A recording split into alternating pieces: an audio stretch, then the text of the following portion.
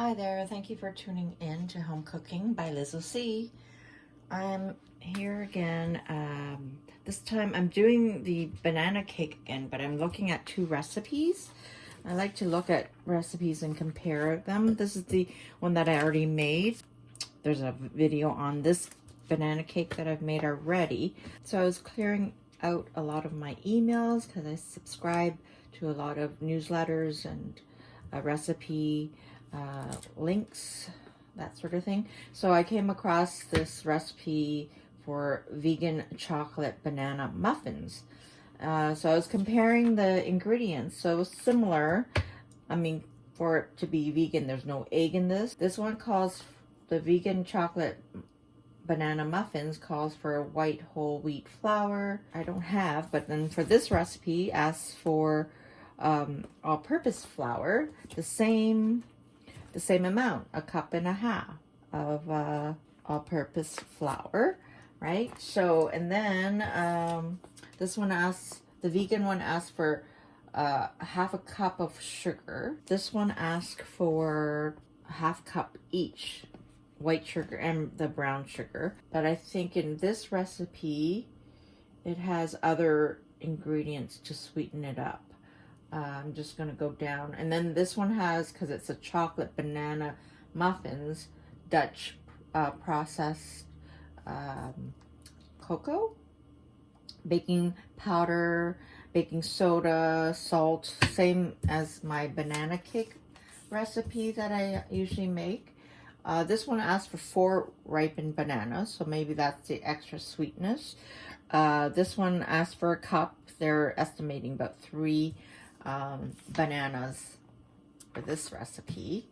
This one, the vegan one, asks for 1/4 cup of coconut oil, and this one has the vegetable oil. Yeah, this one's 1/4 cup. This is 1/3 of a cup vegetable oil, and this one, vegan. The vegan chocolate banana muffin recipe asks for 1/4 cup of almond breeze, almond milk, unsweetened vanilla, and then vanilla extract, and then vegan mini chocolate chips. And this one doesn't ask for all the other extra ingredients. So that's the difference. I'm gonna make this in, like, use my, or not mine, but it's a recipe that I found online, and I've been using it for a while. So I'll use this one and maybe just add the cocoa powder to this recipe to make it different. I'm not sure about the almond milk, which I don't have. I have soy milk. But with cocoa, I think I need some liquid to mix it up with. So I think that's what the cocoa and the milk, the almond milk, would help, so it wouldn't be as dry. So maybe I will add what I have, the soy milk, 1/4 cup into the recipe that I've been using. So we'll see. So I like doing stuff like that, comparing other recipes and changing things up. I'll read this over a bit more and compare, and then give it a try. So before I mix the wet ingredients first, I will skip that first, and then I'm going to go right to the separate bowl, mix together the dry ingredients. So which is the flour, which is 1.5 cups of flour.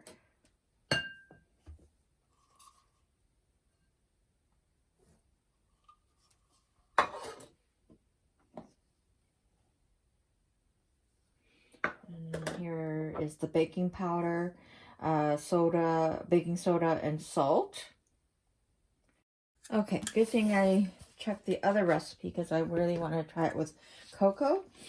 So with the other recipe, in the large bowl, they mixed all the dry ingredients, even the cocoa. So with the recipe that I've been using over the years, I'm going to mix the cocoa into the dry ingredients. And that's asking for 1/4 cup.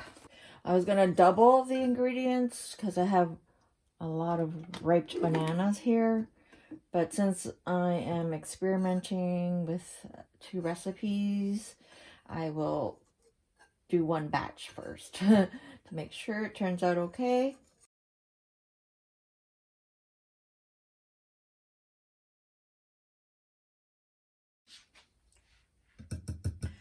So I'm gonna give this a little whisk.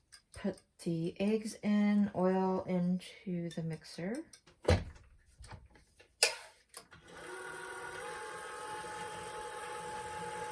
So I'm gonna mix it until it's smooth.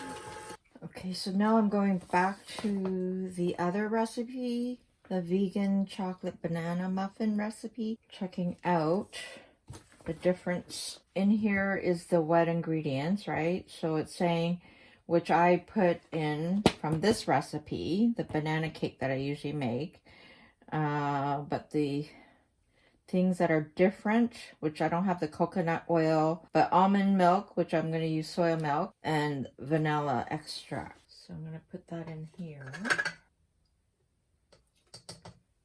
Okay. And here it says add banana mixture to the dry ingredients.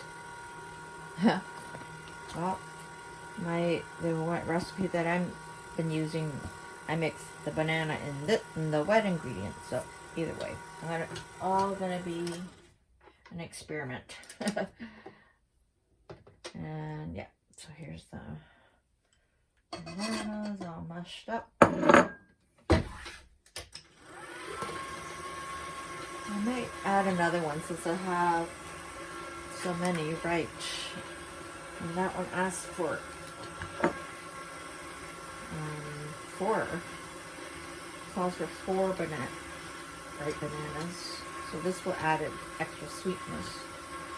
Oh, so that's where maybe I should have cut back on the sugar that way. Oh well. Again, I'm experimenting. Alright, so now the dry ingredients should go in. Dry ingredient.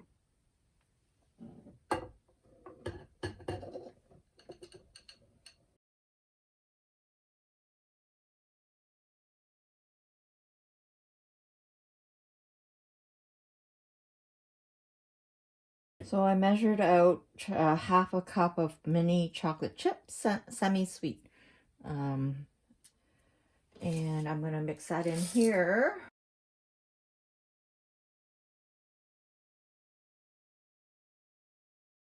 So here we are. All the batter is distributed evenly onto the muffin pan, or the muffin cups. I'm going to sprinkle a little bit more mini chocolate chips on top. Yeah, so I like looking and comparing other recipes together and then giving it a try, changing it up. Okay, that looks good to me.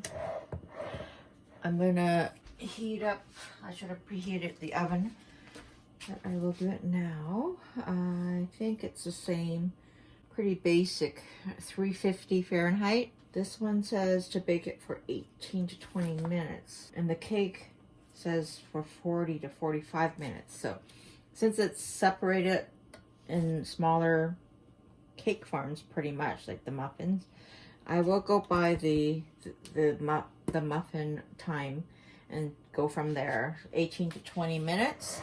And then if it needs to go back in a little longer, then I will do that. It's better to do it that way. I just took out the chocolate banana muffins out of the oven. They were in for 18 minutes. I'm gonna give it a test.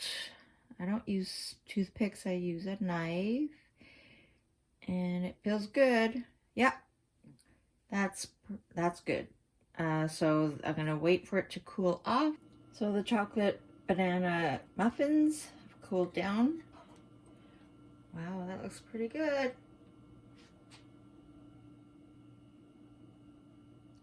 Thank you for watching. I hope you enjoyed this video. Another take on a banana cake, turning the banana cake into muffins and adding cocoa powder, soy milk, and then you get chocolate banana muffins. Thanks again for watching. Don't forget to subscribe. Bye for now.